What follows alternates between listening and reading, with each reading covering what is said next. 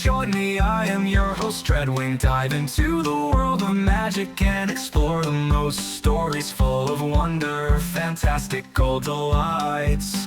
The lights!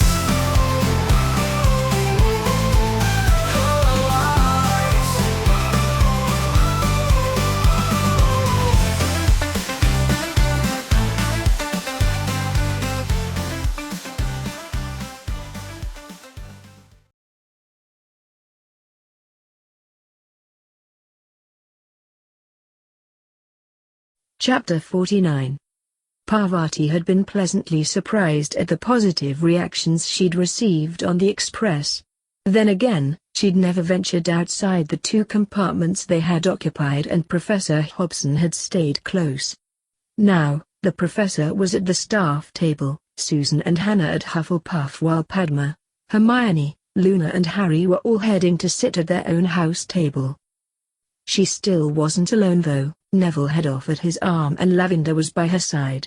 Ginny and Colin were leading the way to a space at Gryffindor that would accommodate the five of them. Unfortunately, this free space was closer to Ronald Weasley than they would usually sit. "Hey Longbottom, looks like Lucius Malfoy isn't the only one who can't tell the Patils apart. You do know your girlfriend is sitting at the Ravenclaw table, right, or did they come as a pair?" Ron was laughing at his own joke. That was until he realized he was the only one laughing. The way Neville was glowering at Ron was certainly enough to deter any sensible person from laughing at the redhead's supposed joke. After all, Neville Longbottom had just fought a basilisk and killed Voldemort. This was not someone you wanted to upset. Since Padma is wearing the Longbottom betrothal ring, and Parvati clearly isn't, that should tell even someone as thick as you who this is on my arm.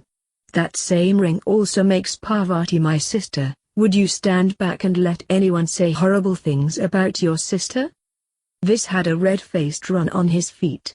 Don't you dare say anything about my sister. She wasn't the one stupid enough to write in a cursed diary. Oh, I think the whole school knows who the stupid one is in the Weasley family. You prove it every time you open your mouth. Talk about my sister like that again and I'll call you out. This is the only warning you're getting, Weasley.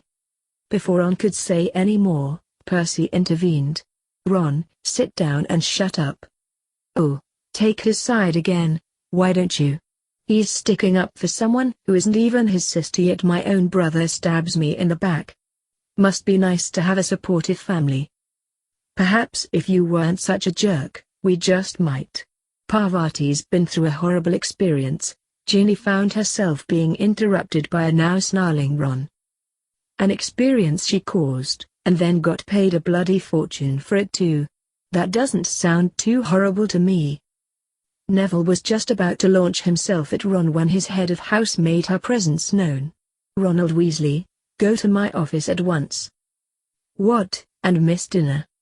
"I shall have the elves prepare a sandwich for you." "A sandwich? You have just gained an extra week's worth of detentions for your disrespectful attitude toward me. That's on top of the week I was originally going to give you. If you are not in my office inside the next 5 minutes, our new High Inquisitor can start our first day on the job by taking you home, and then explaining to your parents the reason why you are no longer welcome inside Hogwarts." It had been reported in the Prophet that the new High Inquisitor was Neville's grandmother. Ron rightly thought that he would receive no sympathy from that quarter. With his head down, he began making his way out the hall. McGonagall though made sure he still heard her address to the rest of Gryffindor. "When you all arrived at Hogwarts for the very first time, I told you then that your house would be your family. One of our family was hurt by Lord Voldemort. That another member of our family made him pay for that hurt makes me prouder than I can say. Parvati needs the support of her family and friends at this time. Her Gryffindor family will provide that support, or I'll know the reason why." As McGonagall headed back to the staff table, Parvati found herself sitting between Neville and Lavender with the rest of the house rallying around. It appeared as if Ronald Weasley's was the only disconcerting voice in Gryffindor. Harry felt it was now safe to release his grip on Hermione and Padma, Both had wanted to rush to Parvati's aid. The confrontation had been heard by the entire Great Hall. Ronald Weasley and Subtlety weren't exactly close friends. Harry had no intention of letting two angry witches now focus their ire on him, though so quickly offered his reasoning. Neville always had the situation under control, and I saw McGonagall keeping a close eye on them. She was moving the minute the mouth without a brain started speaking, or should that be shouting? We know what would have happened if Ron had been foolish enough to reach for his wand. Neville would have wiped the floor with him. By us not interfering, McGonagall was able to deal with it as a Gryffindor-house matter. "Can I borrow your sword, Hermione? I want to go and cut Ron's sandwich into bite-sized pieces, then ram them down his throat with my fist." "You'd touch that mouth?" "Hermione, I'm a betrothed witch, and I wouldn't be able to eat my dinner if I even thought about shoving sandwiches in any of his other orifices." "Girls, you're frightening our friends." "Well, at least spoiling their appetites. Relax everyone, they're only joking. We're still the same people we were before all this happened." "Oh Harry, does that mean I can stop bowing every time I meet you now?" Luna's sing-song voice stopped all conversation as everyone stared at her. She couldn't hold her pretense though and burst out laughing. "You should see your faces. I told you we shouldn't have let her eat all that chocolate on the train. Ladies curtsy, Luna, not bow. Don't get it wrong again." Harry couldn't hold his laughter either, soon being joined by most of the table as they figured out they'd been had by the little blonde first year. The Ravenclaws had gotten used to seeing Harry or Hermione on the front page of the Prophet. It wasn't exactly a gigantic leap to admit to that group too, especially when the three of them just acted as they normally would. At the Slytherin table, the overwhelming emotion was that of relief. Crow's notion that only the person responsible should be blamed seemed to be prevalent amongst their fellow students. Longbottom jumping on Weasley for haranguing the main victim of these attacks suited them down to the ground. It deflected attention away from those who had fled the castle while reinforcing the belief that only the guilty should be punished. Draco was trying to blend in so hard, he was in danger of disappearing. He of course knew his father's trial was today, and no sane person questioned what the verdict of that trial would be. His concern was purely the sentence. Would his father live through this? Would the ministry punish what was left of the Malfoy family with severe financial penalties? Pansy was glued to Draco's side, understanding exactly what he was going through. Their betrayal may be hanging by a thread, but she would be here to support Draco, no matter what happened to his father, or what her father said. Lucius could have used support like that. Lucius would currently accept support from anywhere. The guards had flung him into this dark, dank cell, and the reality that he was never getting out of here completely destroyed any fortitude Lucius had left. He was crying like a baby, but his torture was just beginning. The Dementors were undoubtedly horrors, but having his mental sister-in-law in the next cell was taking things a step too far. The imprisoned Death Eaters were starved of news and had just been presented with a feast. Lucius was constantly bombarded with questions from all sides. Bellatrix though just wouldn't give up. Since neither he or Bella were going anywhere for the foreseeable future, Lucius decided that answering her was the only way to gain some respite. In his state of emotional turmoil, it never occurred to him that the crazy bitch might not like the answers Lucius had to give. She could be heard screaming at him by everyone in the high-security wing.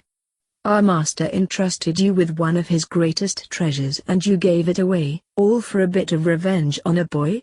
Why didn't you just kill the little bastard? At least then you would have ended up in here for doing something constructive and worthwhile. Our master also entrusted me with one of his treasures. I would gladly die before letting anything happen to it." The family squabble continued unabated, and in the same vein, Bella was verbally tearing strips off Lucius, and promising more if she ever got her hands on him. This was as near as the residents of the high-security wing got to entertainment, and all were discovering secrets at the same time. Lucius' revelation that their master had a mole father though was a revelation too far for Bella. She was yelling that he was a liar while pounding the stone wall between their cells in an effort to get at Lucius and rip his tongue out for even suggesting something as vile as that about her beloved master. Augustus Rookwood lay on his thin mattress and absorbed all the information being shouted about like a sponge. He was very good at that. Augustus had entered the ranks of the Death Eaters with his eyes wide open, and his own personal goals. After suffering dragonpox as a child, Augustus had survived, but the disease left its mark, not all of them visible. While his face had enough pockmarks to make people wonder if his parents had allowed him to be used as a chew toy for their pet dog, the after effects of the potentially fatal disease ran much deeper. While Augustus' intellect was approaching the genius level, his magical power struggled to scrape average on a good day. Combine that handicap with a complexion that resembled Swiss cheese that was going slightly off, and you could perhaps understand why his time at Hogwarts was not a happy one. The ministry was also disappointing. Yes, he got to work in the Department of Mysteries, but his lack of power meant the goal of being an unspeakable was denied him. With no family name worth speaking of, and certainly no fortune, he had grasped the opportunity to don the Death Eater regalia with both hands. Wearing that uniform and mask, Augustus was just as handsome and powerful as anyone else. What a time he'd had, actually losing his virginity during his first raid on a mudblood's home. Augustus soon fell in love with the double life he was leading. He'd spy for his new master during the day, then at night receive his rewards as the Death Eaters rampaged throughout Britain, wherever they wanted, unopposed. His master was smarter than he was, and certainly more powerful. Augustus didn't give two hoots if the Dark Lord's father was a mole or a baboon. He himself held no pullard superiority beliefs. Augustus was honest enough to admit that he became a Death Eater simply to access what was denied him otherwise, sex and power. What Augustus heard here today provided his first spark of hope for over a decade, hope that those days of power and plenty might return once more. He of course knew what a Horcrux was, though didn't think it was possible for an individual to make more than one. Here again was proof of his master's supreme intellect and unbelievable magical power. If Bella had access to one of their master's Horcruxes, Augustus was certain he could bring their master back from the dead. With Dumbledore apparently having fled the country, and the Potter brat living as a goblin, Britain stood wide open from the Dark Lord's return. Over the years, Augustus had of course speculated on ways and means to escape from this hellhole. The stumbling block had always been a pressing enough reason to risk his life attempting to escape Azkaban, only to then spend what was left of that life trying to hide from the ministry. He'd been raised with nothing, so didn't find the physical conditions in here too severe. A Dementor really had to be parked right outside his door from their debilitating effects to penetrate his occlumency, leaving him free to reflect on those stored memories that were by far and away the happiest days of his life. If he somehow got out of here and then returned his master to life, Augustus was sure his master would reward him by allowing his most loyal Death Eater to make many more of those wonderful memories. The one memory he was really looking forward to creating was the slow, painful death of that traitorous bastard, Igor Karkaroff. Even if he didn't get to torture and kill the bastard responsible for him being in Azkaban personally, Augustus was certain a grateful Dark Lord would at least let him watch as their master carried out his own brand of retribution on the traitor. He could easily console himself in the knowledge that their master would certainly inflict a lot more pain on Karkaroff before allowing that traitor to die than Augustus ever could. With that sweet thought, it was time to plan. Augustus almost felt alive again. Harry and Hermione felt alive again as they practiced in the room of requirements with their swords. Since their bodies were now fully healed, their morning training made them feel as if things were back to normal for them that is. Bill and Sirius would both be putting in their usual appearance at the weekend, with Sirius promising to consider animagus training for the four. He was trying to gather together some reading material beforehand, with their actual training probably not beginning until the new year. It was a sweaty but happy couple who were making their way back to Ravenclaw, only to find Draco and Pansy in their path. After waiting on the couple, Draco approached, ensuring that both his empty hands were clearly visible. Centurion Crow, it would seem I owe you my thanks more than once. I was already in your debt for speaking out about only punishing the guilty. A note from my mother has seen that debt increase. Your generosity in providing new wards for Hogwarts saved the Malfoy fortune, and probably my betrothal to Pansy. My father has been sentenced to life in Azkaban, a punishment I think he deserves. Had you not stopped his plans, the name of Malfoy would have been cursed in Britain for centuries. Harry could detect no deceit or malice coming from the Slytherin, and the concern radiating from Pansy was certainly genuine. Draco had effectively lost his father, his wealth was locked down, and it would seem Pansy's parents were questioning if their daughter should remain with the Malfoy heir. That was a lot of hits to take for anyone, far less someone who had been taught the world should bow at his feet simply because of his last name. Mr. Malfoy, I did what I needed to do in the hope of protecting Parvati. That you two benefited from this requires no thanks. As to Hogwarts, I am her champion and had to help our friend who was trapped down there. Those wards would have already been in place if Dumbledore had been kicked out before the summer, so again no thanks is necessary. I see no debt between us, so please don't consider there to be one. With the formal part over, Harry tried a different tack. Draco, we both got off on the wrong foot. I would also like to think we are both different people since that first meeting. I would say we are a way off being friends, but I hope have moved past the point of being considered enemies. Your father is paying for his crimes and I bear you and your mother no ill will. Goblins preach live and let live, I think we could do with some of that here.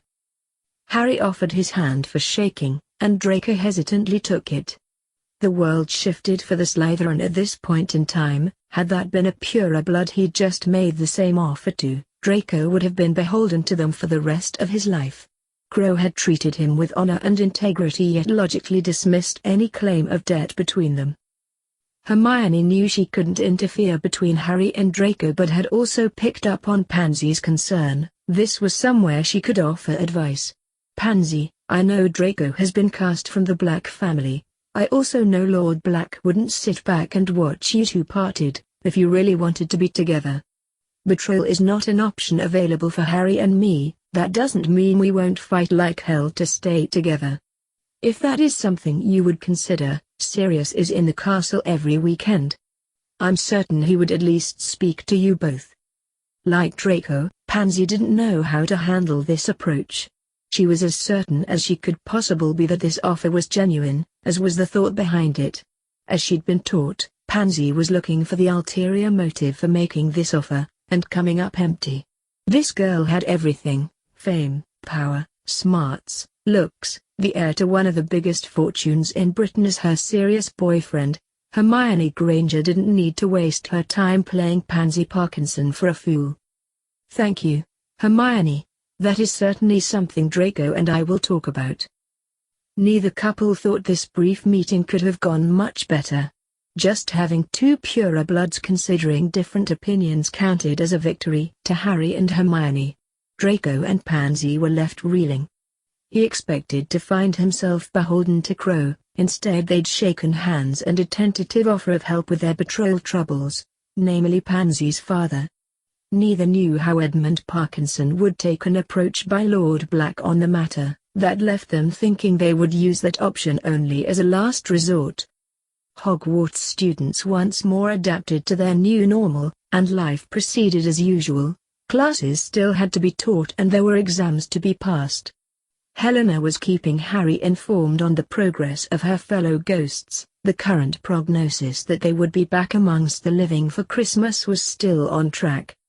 Dumbledore's absence was barely noticed. The former headmaster wasn't exactly missed.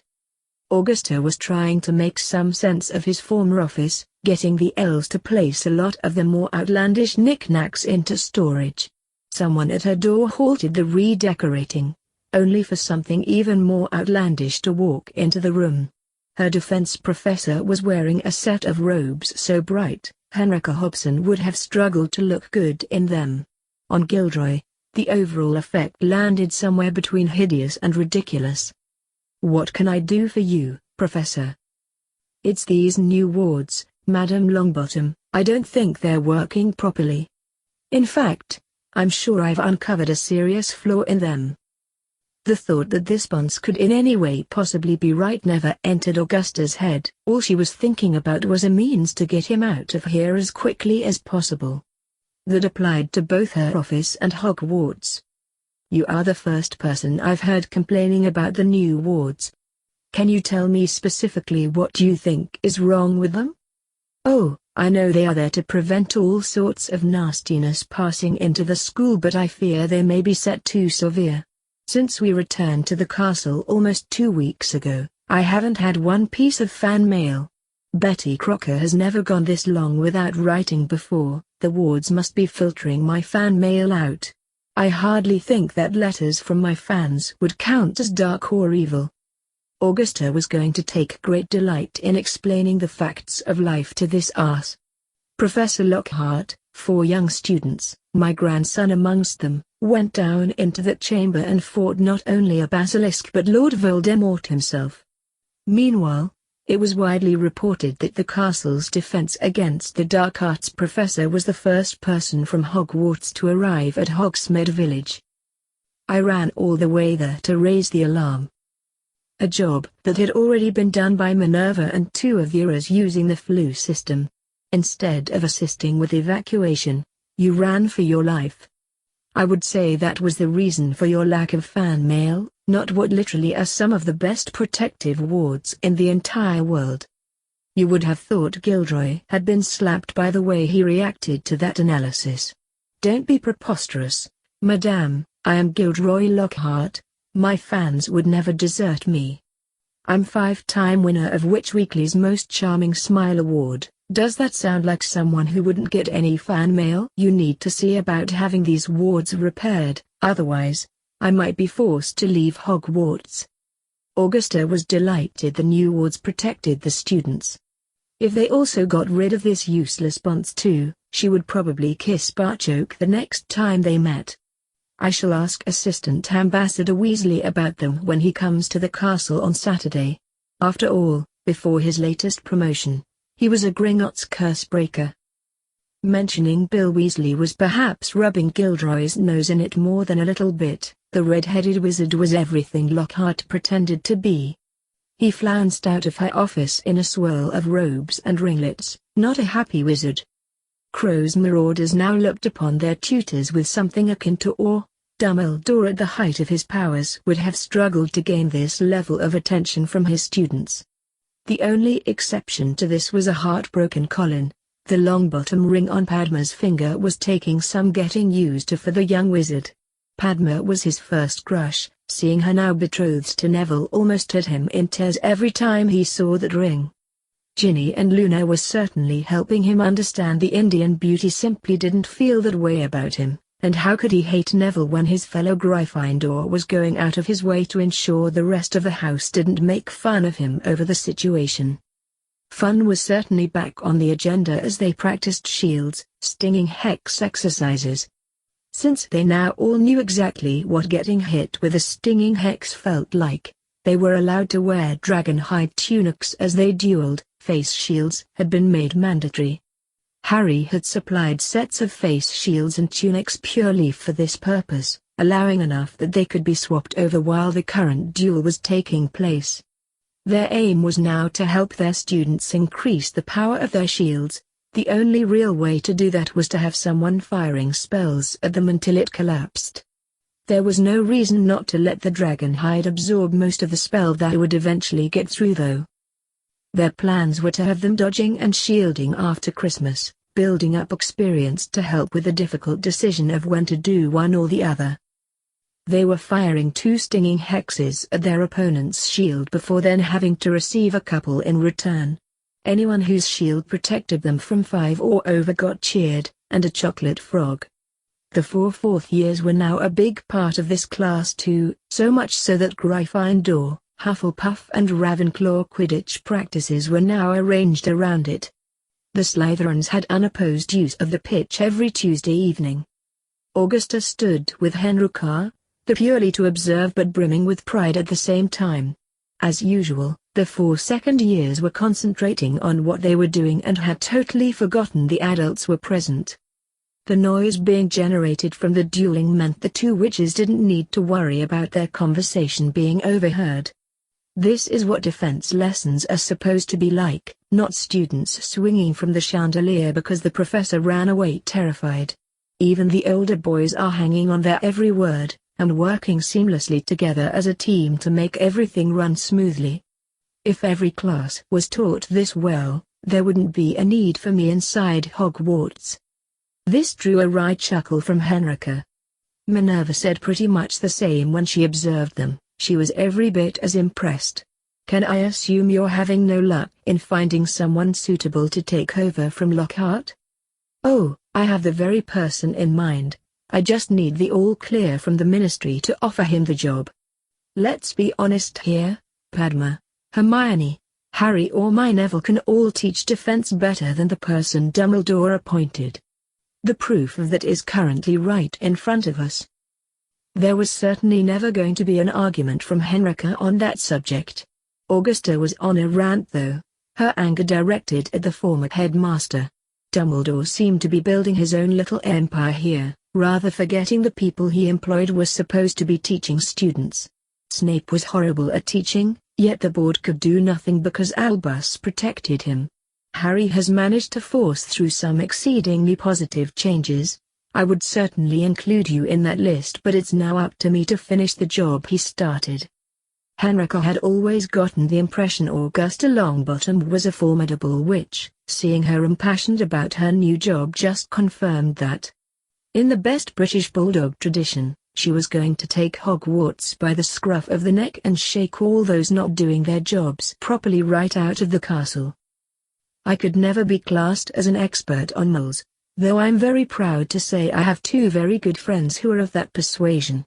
That's something our mole studies professor certainly couldn't claim. I doubt if she's actually met any.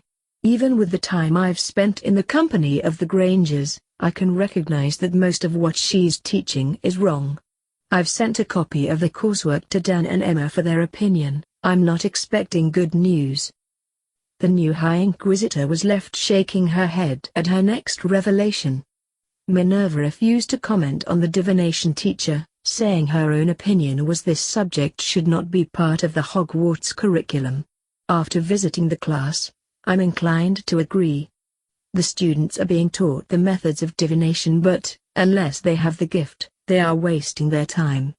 You might as well hand a stick to a mull and tell them how to make something float. They could learn the wand movements and enunciate Wingardium Leviosa until they're blue in the face. They still won't be able to make anything float. Is this a bigger job than you expected? Henrika, I honestly can't believe the mess Dumbledore has left behind. Apart from those I've mentioned, when Neville arrived at Hogwarts there was a bigoted ghost teaching his own version of history, a Death Eater teaching potions and a Voldemort-possessed wizard instructing the students on defense. We've had trolls and a basilisk. What's next, Dementors? When it was all put together like that, it really was a damning indictment of the previous headmaster. Dumbledore always gave me the impression that he wasn't used to people saying no to him. He'd gotten his own way for so long that he began to believe he could do no wrong. More than once I had to remind him that he was not my employer, and that the course I am teaching has already been agreed upon, purposely to bring Hogwarts up to the same standard as the rest of Europe. The lesson was now finishing and all the first years sat on the floor as hot chocolate appeared in front of each student. The relaxed way they all accepted this, and the critique of tonight's lesson that followed astonished Augusta. They had started tonight's lesson by explaining exactly what they hoped to achieve. Now they were all sitting and discussing whether they had achieved their goals. Questions and answers flowed easily in both directions. It appeared an informal arrangement, yet respect was there from all sides. Harry then gave them a general outline of what they would be doing next week before calling it a night. The 4 fourth years then led the first years back to their dorms, Fred Weasley happily leading the Slytherins down to the dungeons. When they had left, Augusta pulled Neville and Padma into an embrace. "I am so proud of you, all 4 of you. I have spent my time here observing professors teaching their subject. What I just witnessed was up there with the best of them. That was simply brilliant, and restored an old witch's faith that Hogwarts can once more be the premier magical school in the world. Neville was beaming at the praise. They all worked hard preparing for this class but really enjoyed passing on what they had learned. Thanks, Gran. We were hoping to hold a Christmas party for them the last week of term. Who do we need to ask for permission? You certainly have mine, and I can't see Minerva objecting. If they work like that every week, then a party is certainly well deserved. First-year students casting shields. I wouldn't have believed it if I hadn't seen it for myself. Padma was also beaming at the praise, and basking in the acceptance she was being shown as Neville's betrothed. Professor Weasley taught it to us in first year. We didn't see any reason for not teaching it to them. This saw a sigh of frustration emitted from Augusta. Have you any idea how difficult my job becomes when 3 of the best teachers in the school don't work for Hogwarts? It was a totally serious Neville who faced his grandmother. But Gran, there's 4 of us. This saw Hermione theatrically palming her face. Oh great, just what we need, Neville channeling Padma. This saw a tickling hex heading in Hermione's direction, only for Padma's hex to be deflected by her bracelet shield, straight to Augusta. Neville and Harry had the counter cast in seconds, only for Augusta to burst out laughing anyway. The fact that her once painfully shy grandson now felt confident enough to joke with her was certainly an occasion worthy of laughter. There wasn't much laughter amongst the 3 people in the minister's office. Cornelius couldn't quite believe what he was hearing. Amelia spelled it out very simply. Cornelius, I know these people. You try to give them different levels of award, they will throw them back in your face, and all the gains you've made in the last year will be for nothing. The minister was a political animal and knew what this group publicly refusing ministerial awards would do to his popularity ratings. He also explained the other side of the equation to his head of DMLE. You may be right, Amelia, but think of the alternative. Can you really see me surviving trying to award a Swedish Vila, an Indian witch and a mole born in Order of Merlin, first class? The Wizengamot would have me out on my ear. Amelia knew this would be a tough sell. The head of the DMLE also knew she was right though. You're looking at this all wrong, Cornelius. Where you see a Vila, I see one of Hogwarts' most popular professors, a professor who will become engaged to Lord Black on Boxing Day. I already have my invitation. Where you see a witch of Indian origin, I see a brilliant young lady of ancient magical lineage that just became betrothed to Neville Longbottom. They fought bravely together. Can you honestly see him accepting a higher award than his wife-to-be? This news had Cornelius floundering since none of it had appeared in the Prophet. With the public perception and level of adulation of this group, the last thing the Prophet wanted to do was alienate any of them by forging ahead and making any announcements. They were waiting on official notification from those involved. Amelia then went in from the kill. She was well aware which award would cause the biggest outcry in the Wizengamot chamber. Hermione Granger is certainly a mole-born. She is also academically head of her year group. Need I remind you who else is in that year group? This witch is also a friend of the Goblin Nation, and you went in the Chamber of Secrets to see what happened just after the beast had been killed. A 12-year-old girl took on the biggest bloody basilisk the world has ever seen, with a goblin sword. Every goblin down there was treating Hermione like some kind of warrior princess. I have it on very good authority that Ragnarok is strutting around Gringotts as pleased as Punch that his gamble to make that award to her has paid off far more handsomely than he could ever have imagined. Do you really want to insult them too? Like any Goodra, Amelia had been trained to use her big spells when they counted most. She released them here. So, you have a brilliant young witch whose boyfriend, Centurion Crow, is totally besotted with her.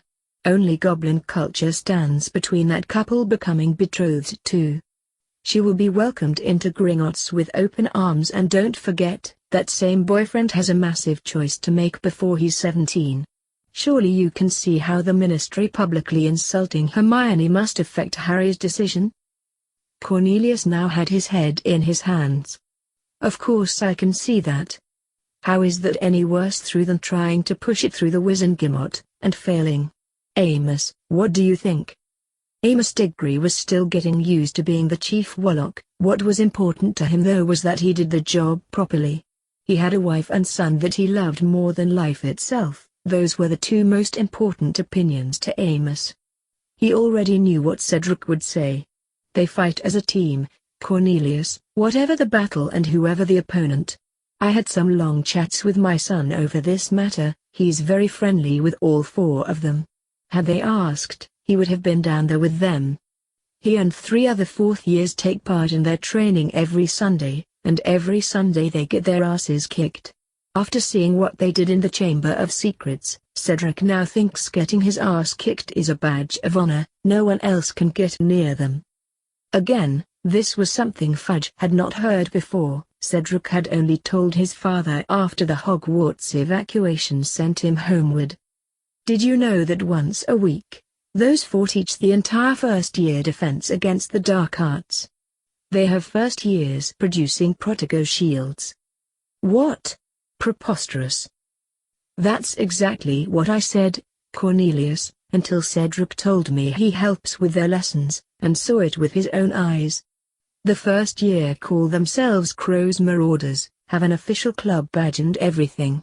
Oh, the club is also staff-sponsored by Professor Hobson, the same Vila who probably saved all their lives down in the Chamber of Secrets. They were all in equal danger. They all played their part in the victory, so therefore should all be treated the same. With a groan, Cornelius' head slumped onto his desktop. Damned if I do, damned if I don't. Has either of you got any other options for me? This was what Amelia was waiting for. Cornelius, I thought the stroke you pulled with the Goblin Ambassador was masterful, so why rest on your laurels? Let's keep pushing reforms and, if we go down fighting for what we believe in, for what is right. If it's all the same to you, Amelia, I'd rather not go down at all. I'm all out of brilliant ideas at the moment, so anything you have will certainly be listened to.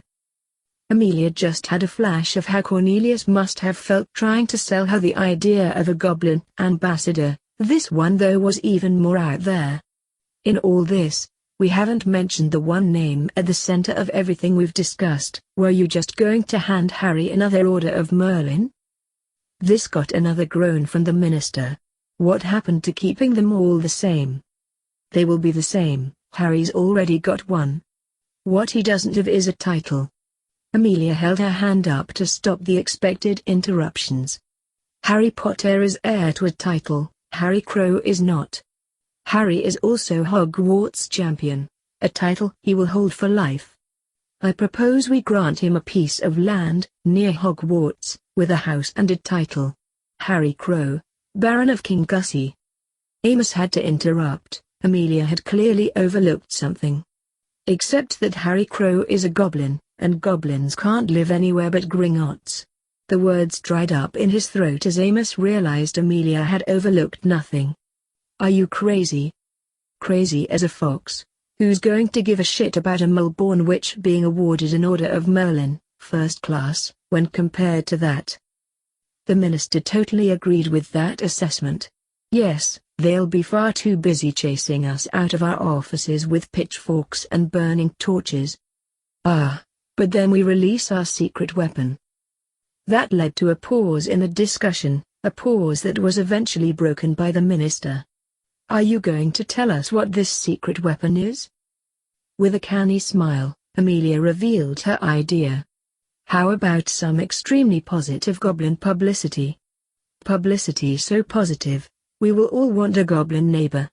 Don't underestimate the popularity of another summer awards ball either, especially when that ball is for the heroes of Hogwarts, and we'll have the new Baron of King Gussie in attendance. Cornelius was now very interested. Positive publicity always had his attention. For over a decade, 2 prominent Buladras have resided in Ward 49 of St. Mungo's. They were alive but took no part in the world around them. They are not there anymore. A few weeks ago I visited them. I sat and had a conversation with Alice Longbottom. Amelia was renowned for her stoicism, but both men could see the emotion clearly etched on her face as she talked about this. They are currently in a goblin medical facility and have even visited a mole hospital. The point is, our best healers could do nothing for them yet. In our arrogance, we ignored all other options. Frank and Alice will never be the people they were before, but they are already far beyond what the remaining Longbottom family had hoped for. The politician in Cornelius was very weary of this. Just what is the goblin's angle on this? Cornelius, the answer is exceedingly simple, and nothing to do with politics. Not only is Neville one of Harry's best friends, Alice Longbottom is his godmother. Apart from you and Amos here, I have discussed this idea with no one else. There has been no goblin input or scheme. I'm simply offering an alternative to the shocking embarrassment that Miss Granger being denied her award would bring. Are you saying the goblins have no plans to publish this, rubbing our noses in the fact we couldn't heal our own people? Amelia could understand the minister's view. They really knew so little about the goblin nation. When holidaying with Harry over the summer, I got to know Barchoke a lot better. Susan considers him a kind of honorary uncle now. He told me that one of the dreams his nation had was that his son's wedding would see witches, wizards, mugs and goblins all in attendance. I don't see anything wrong with that dream and hope to be one of the witches invited. You better believe everyone will be treated equally by the bride and groom. Amos tried to be the voice of reason here. Amelia, I don't see anything wrong with that dream either. Dreams are good, but we have to face reality here. I think changing another law that affects the goblins is too much, too soon. Amos, I agree with you except for one glaring problem. The boy who lived deciding to remain a goblin would make our government the laughingstock of Europe, if not the world. No one present could dispute what a disaster that outcome would be, so Amelia spelled out some more facts. A wizard killed both his parents, and tried to do the same to him while he was still a babe. It was witches and wizards that placed his godfather in Azkaban and his godmother in St. Mungo's. It was also a wizard that abandoned him on a mole doorstep as a baby. Are you seeing the pattern here? Both Cornelius and Amos were rather green about the gills at just how badly their society had failed their savior. Amelia though was by no means finished. Now, the other side of the coin is the goblins raising Harry to be a fine young man. They were instrumental in freeing his godfather, are totally responsible for bringing back his godmother and treat his chosen girl as a princess. Knowing all that, we need to look at our problem again. Harry thinks of himself as a goblin, and that is the side of him we need to appeal to if we want any chance of that decision ever going in our favor.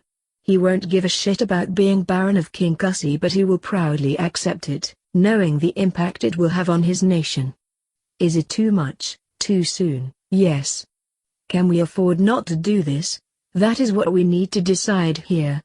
Cornelius was between a rock and a hard place. His choices appeared to be get squashed or try and blast his way out. Do you really think the goblins announcing they managed to heal people we couldn't will have such a positive impact?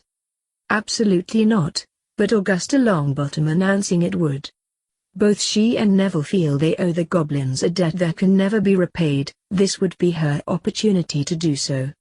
When Augusta Longbottom speaks, witches and wizards the length and breadth of Britain will listen. There are those we will never convince, just like there are those we won't have to, Harry's involvement being enough to guarantee their votes. It's the moderates in the center we need to convince. It will be hard, it will be close, but I think we can pull this off. Cornelius couldn't think of any other alternatives. With another old idiom popping into his mind, he might as well be hung for a sheep as a lamb. Failing to gain approval for Miss Granger's award would just as surely end his political career as Harry's supposed title would, probably not so swiftly though. He was thinking of something that might just tilt the scales more in their favor. Do you think we could get the goblins to open a Gringotts branch in Hogsmeade? That would certainly help the local businesses and might even see the village grow. Amelia privately thought she could get a lot more than that from the goblins if they could change this law. She nodded her agreement before cautiously proceeding. If we are really going to go ahead with this, can I suggest I privately approach Harry, August and Barchoke on this matter? I would like to gain their opinions before we pass this over to Arthur. Cornelius looked to Amos. I've got nothing better, Minister. While I still think we're proceeding too fast, the proposal will certainly have my personal and public support. Okay, Amelia, proceed with caution and then we'll have another meeting to decide if this is definitely going ahead. At that point, we'll bring Arthur into the mix. Do we have anything else that needs to be dealt with tonight? Just one thing. Augusta wants to know if she can have ministerial backing for offering the defense against the dark arts position to a werewolf. With that, Cornelius' head was once more back on his desk. I'm glad you enjoyed that video/gameplay. Just remember to hit that like button, subscribe to the channel, and leave a comment down below. Until next time, goodbye!